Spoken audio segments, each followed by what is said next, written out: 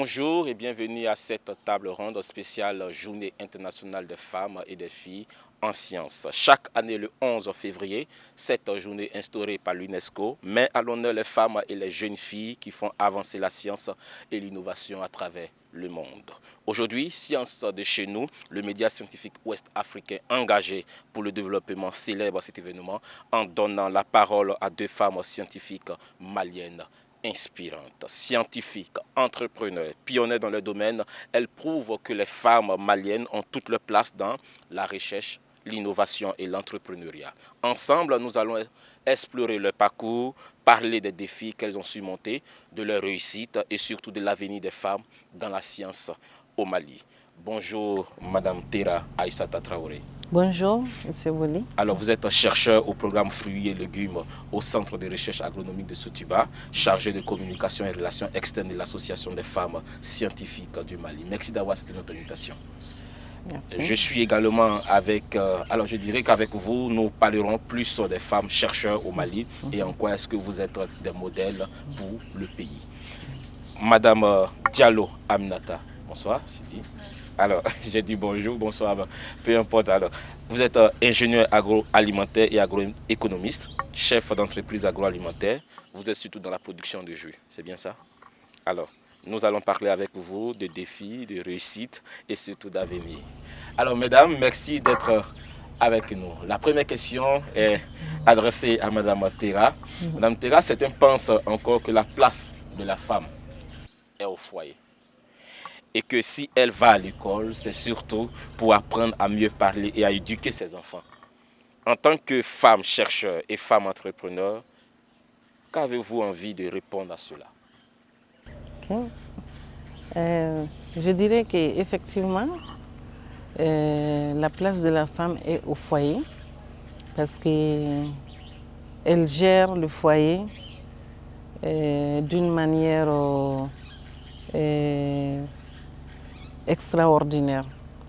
À cause de l'amour qu'elle a pour les membres du foyer, elle est la mieux placée pour vraiment bien gérer un foyer. Sur d'autres tropiques, les hommes aussi gèrent aussi les foyers bien, hein, sur d'autres tropiques. Oui, mais c'est vrai, mais okay. Les femmes sont beaucoup plus préoccupées par le bien-être de tout le monde dans la famille. Et culturellement, on sait que quand quelqu'un est malade, c'est la femme qui s'occupe. Quand on doit préparer à manger, c'est elle qui gère. Et donc, culturellement, et tout le temps, ça a été comme ça, en tout cas dans notre société, la femme s'est occupée du foyer, ce qui n'est pas une mauvaise chose. Parce que pour faire ça aussi, il faut beaucoup d'intelligence, beaucoup de savoir-faire et avoir une capacité de gestion extraordinaire. Et donc, quand on dit que la femme aussi va à l'école, que c'est surtout pour l'éducation des enfants, et oui, je ne dis pas le contraire. Effectivement, une femme qui est allée à l'école, qui est bien éduquée, la plupart du temps, on va trouver que ses enfants aussi sont vraiment bien éduqués. Et elle est comme un modèle pour les enfants. Elle est là aussi à les guider et à les mettre, en tout cas, sur ce chemin pour améliorer l'éducation, la personnalité, etc., etc. Elle sera là pour vraiment bien guider et diriger les membres de la famille dans ce sens-là. Mais la femme est trop intelligente pour ça. Limiter son rôle à ça seulement. Et le pays qui fera ça perd beaucoup. Parce qu'en plus de ça, on dit que la femme a un cerveau multifonctionnel. Elle est la seule qui peut parler avec son mari, cuisiner et faire autre chose. Le mari, quand il regarde le football là, c'est uniquement le football. Donc, elle a cette capacité qu'il faut exploiter. Le pays qui n'arrive pas à exploiter ça, c'est dommage, il se met en retard. Parce que si on voit dans un pays où la majorité de la population, plus de 50% de la population est féminine, si on laisse passer le côté intelligence, innovation de la femme, c'est un pays qui perd. Donc, moi je pense qu'il faut tout mettre. Elle est capable. C'est pour ça qu'elle a une intelligence multifonctionnelle. Elle est capable de bien gérer le foyer et de bien suivre les enfants et d'être innovante et de faire de la recherche et avoir des résultats. D'ailleurs, elle va faire une recherche très sensible parce qu'elle va faire une recherche qui protège l'environnement, qui protège sa famille. Tout ce qu'elle va faire, elle pense d'abord au bien-être. Donc, c'est le genre de recherche qui veut qui peut vraiment profiter à tout le monde dans la société. Ok. Madame Diallo Aminata, est-ce que vous êtes aussi d'accord que la place de la femme, c'est au foyer? Ok, je dirais que la place de la femme est au foyer, mais comme Madame Tera l'a si bien dit, une femme peut gérer énormément de choses à la fois. Moi, par exemple, je suis mariée et je suis dans mon foyer, mais cela n'empêche que je gère également mon entreprise de production de jus. Monsieur, il est d'accord pour ça? Oui, monsieur, il est entrepreneur. On est tous entrepreneurs et je n'ai pas de problème sur ce côté. Alors, Madame Tera, comment avez-vous réussi à être la femme chercheur que vous êtes aujourd'hui? Parce que vous l'avez dit, la femme n'est pas seulement faite pour le foyer, elle doit faire aussi la recherche. Et vous, vous êtes chercheur au programme Fruits et légumes, au Centre de recherche agronomique de Sotuba. Comment vous avez réussi à être cette femme chercheur et quelles ont été les étapes importantes de votre parcours? Je pense que tout part d'abord de l'environnement. Par exemple, pour moi, l'environnement familial a été très important. Je suis la fille aînée dans une famille de 7 frères. J'ai 2 grands frères, mais j'étais la première fille. Et j'ai eu un papa qui est très encourageant. Je dirais que même si on ne parle pas de genre, il est très genre sensible. Et il nous pose tout, il dit tout le temps, le sexe ne définit pas la réussite, c'est la volonté et l'engagement qui définit. Et c'est quelque chose avec quoi j'ai été élevée. Et donc, je n'ai jamais lâché. Donc, c'est un papa qui nous a toujours encouragés. Quand tu as le meilleur note, que tu sois fille ou garçon, tu as la même récompense. Et donc, je ne suis jamais allée dans ce sens fille et garçon. Je suis allée vers le meilleur de moi-même. Comment obtenir le meilleur de moi-même. Et donc, plus tard, c'est vrai, il y a l'environnement scolaire aussi qui est très important. J'ai été encadrée par des professeurs qui m'ont fait aimer, par exemple, la langue française. J'avais un professeur, Madame Touré, elle est très âgée aujourd'hui, mais même demain, je ne vais pas souvent la voir. C'est elle qui a fait que j'ai tellement aimé la langue française et que j'ai même pensé écrire à un certain moment. Donc, dans l'encadrement, il y a des professeurs aussi qui te font aimer ce que tu fais. Et alors vient ma curiosité naturelle, et en plus de l'environnement familial, socioculturel et même scolaire. Il y a ça, il y a des gens qui sont naturellement curieux et moi je suis de cette nature, j'aime bien savoir qu'est-ce qui se passe, si je fais ça ou ça, qu'est-ce que ça donne. Et donc j'ai toujours été quelqu'un comme ça et finalement j'ai été passionnée par la recherche. Parce qu'ici au Mali, on ne peut pas dire que la recherche rend riche, hein? Mais quand tu vois quelqu'un qui laisse tout pour faire ça, vraiment, il y a le côté passionnel qui est là, la passion de découvrir, de partager les résultats et d'aider. Ça, c'est un côté qui m'a vraiment attirée pour faire cette carrière de chercheur. Et je partage mes résultats. Donc, ce que vous êtes en train de dire, ça veut dire que s'il y a des femmes ou si des femmes ont échoué, c'est leur environnement qui leur a fait échouer. C'est bien ça? Oui, très souvent, parce que je connais des mamans qui disent à leurs enfants, non, il ne faut pas aller faire ça, c'est trop difficile. Je connais des mamans qui découragent les enfants à aller vers les matières scientifiques. Moi, on ne m'a jamais découragée, on m'a dit que je peux le faire. Tu fais, quand tu décides de faire quelque chose, tu peux le faire, vas-y. Donc ça, c'est quand même une différence. Mais quand on te dit que non, tu ne peux pas faire ça, c'est les garçons qui peuvent faire ça. Donc, vraiment, c'est un peu important, l'environnement socio-culturel. D'accord. Alors, Madame Diallo, vous êtes ingénieur, entrepreneur. On suppose que comme Madame Tera, vous avez aussi été encouragée par vos parents, par votre environnement. On aimerait un peu savoir comment est-ce que vous êtes passé de votre parcours d'étudiant ingénieur à ce parcours, je dirais, à cette femme entrepreneur que vous êtes aujourd'hui. Ok. Donc déjà, sur mon parcours, je dirais que la transformation alimentaire, c'est déjà une passion depuis l'enfance. Parce que depuis étant toute petite, je faisais quelques transformations avec mon père dans la famille. On faisait tout ce qui est yaourt, tout ce qui est pain perdu, les crêpes, les confitures. Et j'ai grandi avec cette passion. Donc, au fil des années après le lycée, je me suis dit pourquoi ne pas suivre mes études supérieures dans la transformation agroalimentaire. Donc, j'ai suivi mes études dans ça et après, j'ai fait différents stages dans le domaine de l'agroalimentaire. Je faisais également quelques transformations dans la famille. Donc, ce qui m'a permis aussi, en fait, de mettre en place une petite unité de production et par laquelle j'ai été vraiment encouragée par mon environnement, par la famille. Je me suis mariée, après j'ai été encouragée par ma belle famille qui m'ont vraiment soutenue et aidée dans tout ce qui est la croissance de mon entreprise. Madame Terra, elle vient d'évoquer quelque chose d'intéressant. Elle a parlé de la belle famille, le soutien de la belle famille. Aujourd'hui, on a l'impression que lorsqu'une femme se marie, la belle famille la retient à la maison, alors qu'elle va à l'école. Est-ce que vous pensez que ce genre de pratiques-là doit être... Est-ce que l'État, vous pensez que l'État doit se pencher dessus? Ou bien, qu'est-ce qu'il faut faire exactement dans ce genre de situation-là?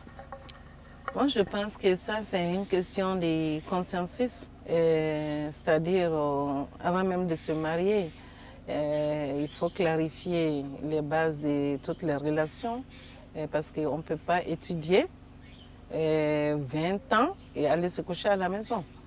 Donc voilà, dès le départ, il faut se mettre d'accord sur ce qui est possible ou pas. Et aujourd'hui, les familles ont vraiment évolué, même avant. C'était pas facile, mais les femmes se sont battues pour pouvoir mener leur activité professionnelle. Et aujourd'hui, moi, je pense que l'environnement est encore beaucoup plus enclin à laisser les femmes évoluer.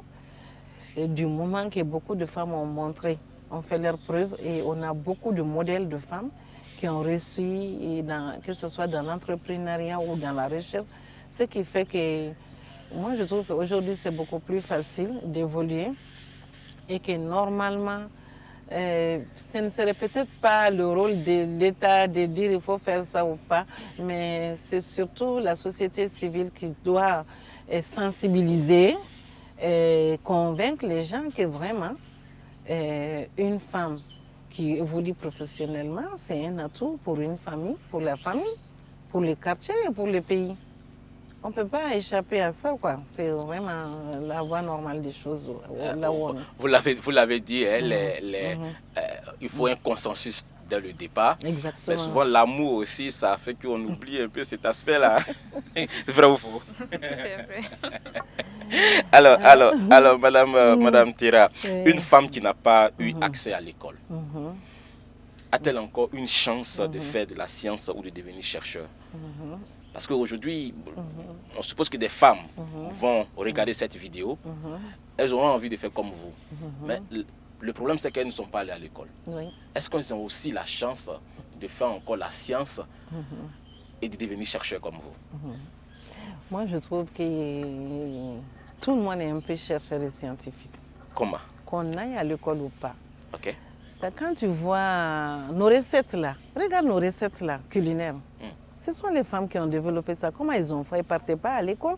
Comment elles ont fait pour combiner la farine de mil et la potasse pour faire du bon taux? Mais pour moi, ça, c'est de la recherche. Hein? Et comment elles sont arrivées à ça? Comment elles sont arrivées à développer autant de recettes culinaires et qui réussissent bien? Comment elles sont arrivées à développer autant de techniques de conservation post-récolte? C'est parce qu'elles font un peu de recherche. C'est vrai qu'elles ne sont pas allées à l'école, mais elles réfléchissent et elles essaient. La recherche, c'est ça même. On met une hypothèse, on essaie de vérifier, on teste. Quand on arrive à prouver que c'est faisable, alors on publie son résultat. Mais dans leur cas, il n'y a pas de publication. La transmission est orale et très naturelle. Mais actuellement, moi, je suis en train de faire de la recherche sur les champignons. Et les champignons comestibles, c'est extraordinaire. Toutes les données qu'on est en train d'avoir, c'est avec les femmes, je vous dis. Parce qu'on est en train de faire une étude ethnomycologique qui permet de tracer les champignons à la source jusqu'à l'utilisation. Est-ce que c'est utilisé comme aliment, comme médicament? Et la base de nos informations là est fournie en général par les femmes. D'accord. Donc, moi, je trouve qu'elles me disent beaucoup de choses. Par exemple, elles me disent, ah, tel champion, là, quand on récolte, on met les résidus de fonio dessus. L'année prochaine, on revient retrouver. Ça, c'est l'observation et moi, je trouve que ça, c'est la science. Alors, moi, je prends les résidus de fonio, je teste avec les champions. Si ça donne pouce dessus, ça veut dire que c'est un substrat. Donc, et je connais beaucoup de dames. Par exemple, je connais une dame, je voulais qu'elle vienne même ici, au niveau de l'IR. Elle fait les beignets, les ngomis. Les ngomis, en français, je pense que c'est, on appelle ça beignets, hein, mais c'est les galettes de riz. Et avant, nos mamans faisaient ça, ça prenait beaucoup de temps. Ils font la farine, ils font la pâte, ils ajoutent la levure, elles ajoutent la levure et ça prend du temps. Maintenant, elle arrive à me faire ça en 2 heures. Elle me fait tout et elle me donne des galettes tellement agréables. Je lui ai dit, viens, on va essayer de travailler avec les femmes chercheurs du LTA pour développer le paquet de galettes prêts à faire. Et je sais qu'on peut le faire si on a le financement. Ouais. Et elle va me donner c'est ça le financement. Même si elle n'est pas allée à l'école, c'est elle qui est en train de développer la technologie. Mais Donc, allez-y.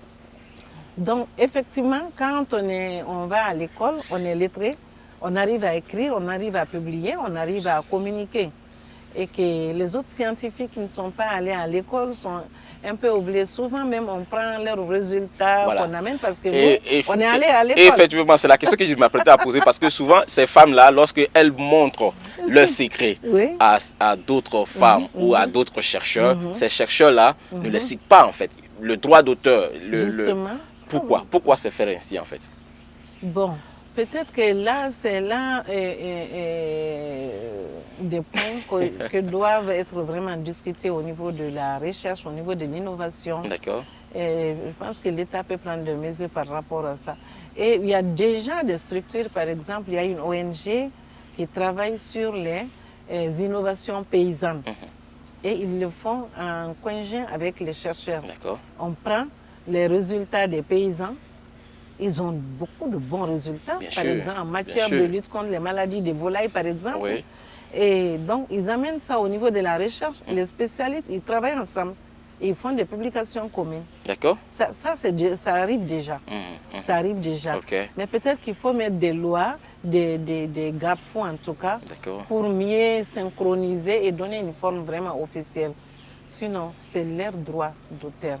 C'est vrai qu'on les oublie. Ouais. Et ce n'est pas normal qu'on les oublie, vraiment. Madame Diallo, est-ce qu'au niveau de l'entrepreneuriat, vous, quand vous avez commencé l'entrepreneuriat, est-ce que vous avez tout de suite eu le financement de papa, de maman? Comment est-ce que ça s'est passé? Quelles sont les difficultés que vous avez rencontrées surtout dans ce domaine-là? Parce qu'il y a d'autres femmes qui vous regardent, d'autres jeunes femmes qui vous regardent, ingénieurs, qui ont peut-être cette connaissance, mais ne savent pas où frapper pour avoir juste le petit financement pour commencer à développer leur entreprise. Ok, donc au début, j'ai commencé sur fonds propres déjà. Avec la petite économie que j'avais lors de mes stages, je les ai économisés. Puis j'ai commencé la production de confitures avec. Et lorsque j'ai publié mes premières confitures, les amis, la famille, ils ont vraiment aimé et ils ont commencé à acheter petit à petit ces petits pots de confiture. Et en avançant, j'avais besoin de quelques appareils, par exemple, et ma famille, mon père et ma mère et mes oncles m'ont aidé à acheter ces livres et ces appareils de mesure pour que je puisse commencer la production en qualité et en quantité. Alors tout ce savoir, vous l'avez acquis au Mali ou vous êtes sorti du Mali pour aller ailleurs pour apprendre? Non, je les ai acquis au Mali et principalement à la FAST, il y a une institution qui s'appelle l'Institut des sciences appliquées. Donc j'ai eu une licence en industrie agroalimentaire. Et après, j'ai fait des stages notamment à l'IR ici. J'ai fait quelques mois de stage où j'ai acquis énormément de connaissances et suite à ça, je me suis engagée. Mais est-ce que vous pensez que vous êtes allé à l'école? Est-ce que vous pensez que les femmes qui ne sont pas allées à l'école peuvent réussir aussi en entrepreneuriat? Il y a beaucoup de femmes déjà qui sont dans l'entrepreneuriat, même si elles ne sont pas formalisées. On les rencontre au marché, on les rencontre dans la circulation, un peu partout. Ce sont des vendeuses en fait, et elles vendent et essayent d'avoir de l'économie et également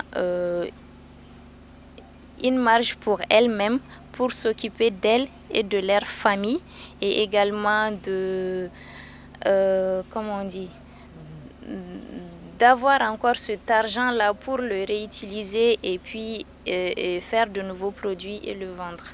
D'accord. Alors, on reviendra un peu tout à l'heure sur les conseils qu'il faut donner à ces jeunes femmes qui, c'est vrai, ne sont pas allées à l'école. Vous êtes allées à l'école, vous avez peut-être des secrets que vous pouvez peut-être partager avec ces femmes. Donc, on reviendra tout à l'heure. Alors, professeur et Madame Terra, en 2011, au Mali, seulement 16% de femmes étaient scientifiques. Alors, avez-vous des statistiques plus récentes ou du moins l'impression qu'il y a eu une évolution au Mali? Est-ce que depuis 2011 jusqu'à aujourd'hui, on est en 2025, est-ce qu'on est passé de 16% à un chiffre supérieur ou on a régressé? Bon, on est, quand on regarde comment les choses évoluent, on peut dire qu'il y a certainement des progrès qui ont été faits. Mais le problème se situe au niveau des statistiques, parce que pour maintenir les statistiques, il faut faire des études vraiment fiables. D'accord. Et la dernière étude qui a été faite par Dr Jacqueline, et financée par l'UNESCO, c'était en 2018. D'accord. Alors pour parler de ça, il faut faire des études pratiquement toutes les 5 années pour avoir une idée sur l'évolution. Mais l'association des femmes scientifiques du Mali attend quoi pour mener cette étude-là? Ben, il y a le besoin de financement, de support et l'intérêt de la part du gouvernement aussi, parce que le gouvernement, avec tous les programmes qu'ils ont mis en place, ils doivent se rassurer qu'il y a des impacts et que les femmes évoluent finalement dans les matières scientifiques, parce qu'il y a eu beaucoup d'activités, il y a eu beaucoup d'encouragement dans ce sens. Alors, ils sont les premiers à se demander où nous en sommes. Est-ce que ce que nous faisons est en train d'aboutir à quelque chose? C'est très normal. Aujourd'hui, ça fait 10 ans, de 2011 à maintenant plus de, je dirais plus de 10 ans. Oui. Alors, est-ce que vous avez l'impression qu'il y a eu une prise de conscience, plus d'opportunités ou au contraire encore des blocages pour les femmes? Donc, il y a eu beaucoup d'opportunités. Par exemple... Moins de blocages? Oui, il y a moins de blocages. D'accord. Aussi bien la société civile que l'État et les femmes même sont en train de se battre vraiment. On va pas, pour bien comprendre ça, il faut aller depuis les femmes politiques, depuis les Awa Keïta, les femmes juristes. Il y a beaucoup de femmes qui se sont battues pour qu'on arrive à ça aujourd'hui. D'accord. Et elles ont joué des rôles de modèles.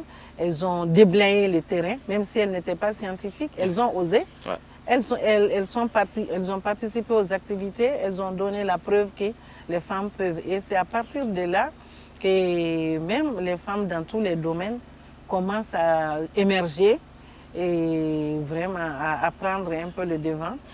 Et donc, je pense qu'on va arriver à cette question plus tard. Mais depuis, avec toutes les activités, depuis, je me rappelle, avec Dr Modibo Diarra, Cheikh Modibo Diarra, qui avait ce projet Fondation Pathfinder, ils avaient commencé à identifier les meilleures jeunes filles. Est-ce que ça continue toujours, ce projet-là? Oui, même si ça ne continue plus, il y a d'autres formes. Et, par exemple, il y a les camps d'excellence qui sont vraiment supportés par l'État. Et il y a le concours Miss Science qui est aussi supporté par l'État. Et on est en train de voir même si on peut officialiser ça et que ça devient vraiment une activité régulière, officielle. Je rappelle aussi que le Mali a aussi eu une femme ministre de l'enseignement supérieur et de la recherche scientifique. Exactement. Quelles sont vos relations avec cette dame-là, professeur, aujourd'hui, l'association des femmes scientifiques du Mali et la ministre? Elle a toujours été une marraine pour nous. C'est la seule ministre qui a financé notre activité. C'était en quelle année? C'est vous qui avez couvert ça. Depuis, on n'a jamais eu de financement. D'accord. Mais elle a quand même financé notre journée. D'accord. La journée internationale des femmes en sciences, c'était en 18, 19. 18 ou 19. Ouais. Et elle a participé, elle est venue, elle a fait l'ouverture, elle nous a encouragés, elle nous a accompagnés. Et c'était extraordinaire. Vous-même, vous étiez là-bas, vous avez vu combien on a travaillé. On a présenté beaucoup de résultats et tout ce que les femmes font. J'aimerais un peu qu'on revienne sur ces résultats-là. Oui. Vous, aujourd'hui, qu'est-ce que les femmes scientifiques maliennes ont accompli dans ce pays et qui méritent qu'on les soutienne? Parce que vous dites financement, on a besoin de financement. Mais qu'est-ce que vous avez fait exactement? Pourquoi on vous applaudit ou pourquoi on vous donne du financement? Waouh! Ok, ça c'est tellement mouse. Il y a plusieurs domaines de la science. Moi-même, je suis à la recherche agricole. Quand je commence par la recherche agricole, depuis les années... Ah oui, là, ça a été bien de commencer par soi-même. Avec les dames comme Dr Maïmouna Diko, qui a été une des... c'est elle qui a inventé le sac de fesses. Ça veut dire... C'était fesses. C'est un sac qu'on attachait aux animaux, aux bovins, pour recueillir la quantité de sel, de fesses. Hein? Ça permettait d'évaluer le taux d'ingestion. Parce qu'ils avaient aussi un appareil qui mesurait le taux de digestion. Donc, avec les taux de digestion et les fesses, on pouvait savoir quelle quantité l'animal a ingéré réellement. Et ça permettait aussi de mettre une corrélation entre... Parce que nous, nos animaux, ils ne sont pas comme les animaux en Europe, où ils sont enclavés, quelque part, ils ne bougent pas. Nous, nos animaux font le pâturage. Donc, ils avaient mis en place un système qui permet de mesurer la corrélation entre le nombre de bouchées, la vitesse d'avancement et le pâturage. Donc, tout ça permettait de savoir comment guider, nourrir un animal, quelle quantité de suppléments fallait-il. Et ça, c'était une dame. Ça, c'est fait il y a longtemps. D'accord. Elle est là toujours? Aujourd'hui, elle est à la retraite. D'accord. Mais je suis toujours en contact avec elle. Nous l'avons célébré le 11 février, quand nous avons célébré la journée des femmes scientifiques. Nous l'avons célébré, on lui a fait un mur d'honneur. Et il y a aussi Madame Ba Daoulé, qui a aussi travaillé au niveau du CILS et qui a... C'est l'une des femmes d'ailleurs qui m'a inspirée pour devenir chercheur. Parce que quand j'ai fini mes études, quand je suis arrivée au Mali, je ne savais pas quoi faire. Quelqu'un m'a donné son contact, je suis allée la voir et je trouvais qu'elle était dans le domaine de la recherche. Et elle était en train d'organiser un atelier sous-régional sur les nuisibles. Et moi, j'étais ingénieure phytosanitaire. Elle m'a invitée, j'ai participé. C'est là que j'ai découvert c'est quoi la recherche. Et c'est là que j'ai aimé. Et donc, elle s'est beaucoup battue dans ce sens-là. Alors, on dira merci à Bataouli. Il y a Dr Gambi aussi, qui était ma patronne ici, qui a beaucoup fait dans la mise en place des techniques de lutte intégrée, ce qu'on appelle les méthodes IPM. Ça veut dire quoi, terre à terre? IPM, c'est Integral Pest Management, méthode de lutte intégrée. Ça veut dire qu'il ne faut pas toujours utiliser seulement les produits chimiques. Il faut mettre toutes les pratiques ensemble, les méthodes culturelles, les méthodes chimiques, les méthodes naturelles. Est-ce que ça c'est nouveau ça? Mais c'est eux qui ont commencé ici au Mali. D'accord. C'est pour te dire quel rôle elle a joué.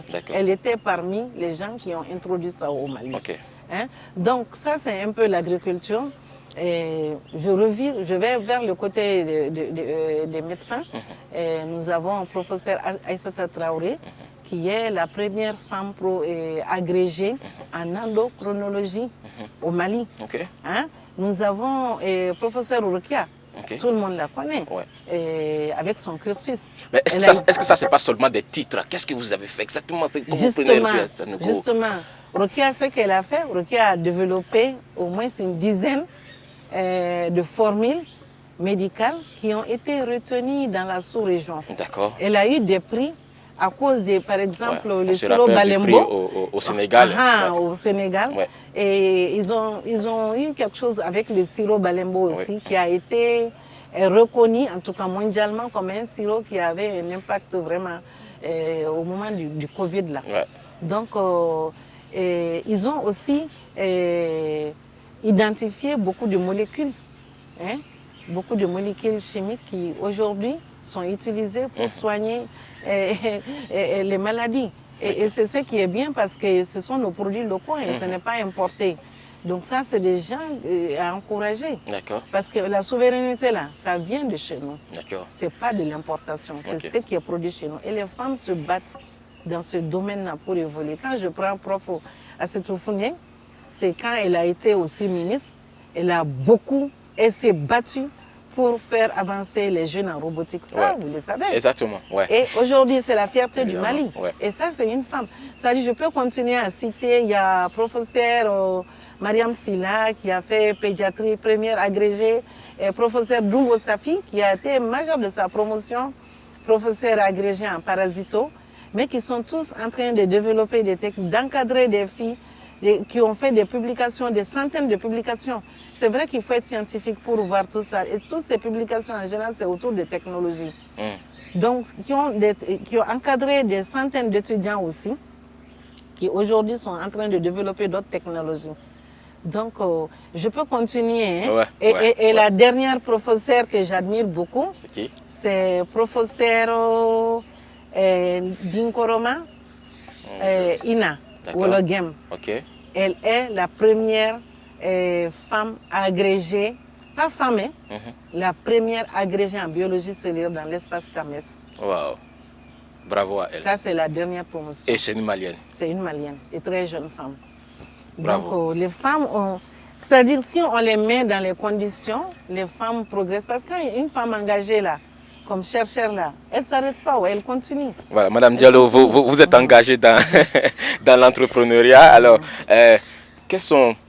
aujourd'hui, quel secret vous pouvez partager aux jeunes filles, je dirais même aux jeunes femmes qui veulent également s'engager dans l'entrepreneuriat, qui sont également des scientifiques et même pas des scientifiques? Ok, je dirais à ces jeunes femmes-là que l'entrepreneuriat, c'est une question d'engagement, de courage et de persévérance. Le début n'est pas du tout facile comme dans tous les domaines, mais avec ces qualités-là, toujours dans la recherche de ce qu'ils veulent transformer ou bien de ce qu'ils veulent faire, de suivre également des formations dans ces domaines et par la chance et la détermination, elles vont réussir.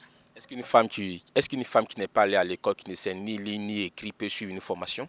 Oui, et actuellement, chaque trimestre, moi-même, je forme une dizaine de femmes qui ne sont pas instruites et qui sont passionnées par la transformation alimentaire ou bien qui sont déjà dans la production de jus, mais elles veulent plus avoir des produits de qualité et mieux les conserver. Ces jeunes femmes-là viennent, je leur forme en qualité. Le produit de votre entreprise, comment ça s'appelle, où ça se trouve, si quelqu'un veut prendre du jus avec vous, comment ça se passe en fait?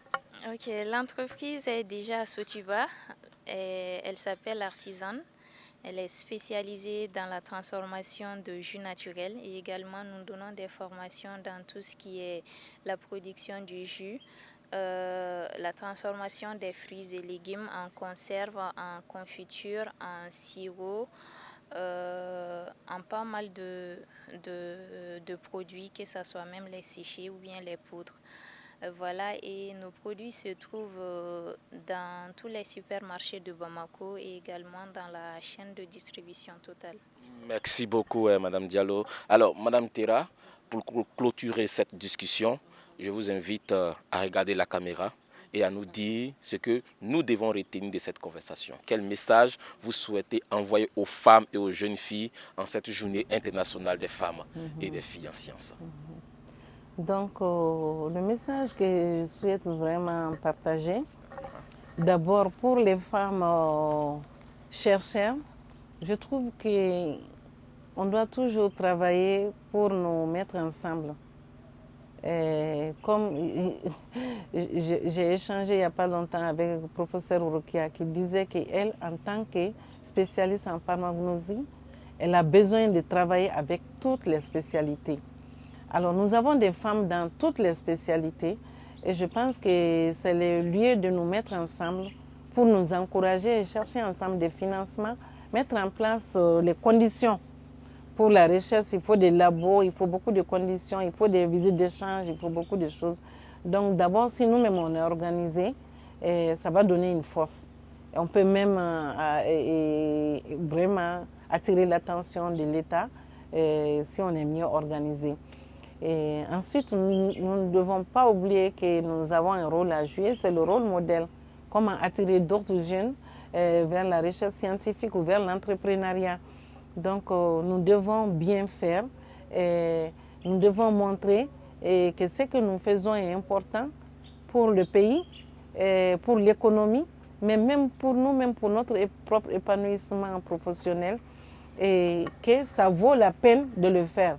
Et c'est là qu'on peut attirer beaucoup d'autres jeunes à prendre le même chemin. Et nous devons être là pour les tendre la main, les faciliter les conditions. Et nous lançons un appel à l'État aussi, vraiment. L'État est en train de fournir beaucoup d'efforts qui continuent jusqu'à présent à encourager la participation des femmes, et que ce soit au niveau de la recherche de l'entrepreneuriat, parce que c'est la moitié de la population. Et si elle est bien insérée et qu'elle s'investit bien, qu'elle est dans toutes les conditions pour donner le meilleur résultat, ça ne fera qu'avancer notre pays. Merci beaucoup, Madame Tera. Merci, très chers abonnés. Aujourd'hui, c'est le 11 février, la journée internationale des femmes et des jeunes filles en sciences. N'hésitez pas à encourager, chers parents, vos jeunes filles à aller à l'école et à surtout embrasser les filières scientifiques. Je vous donne rendez-vous dans une prochaine interview. Et sur ce, n'hésitez pas à partager cette vidéo, à vous abonner à notre chaîne YouTube Sciences de chez nous pour rester connecté à toute l'actualité scientifique d'Afrique et d'ailleurs. À très bientôt.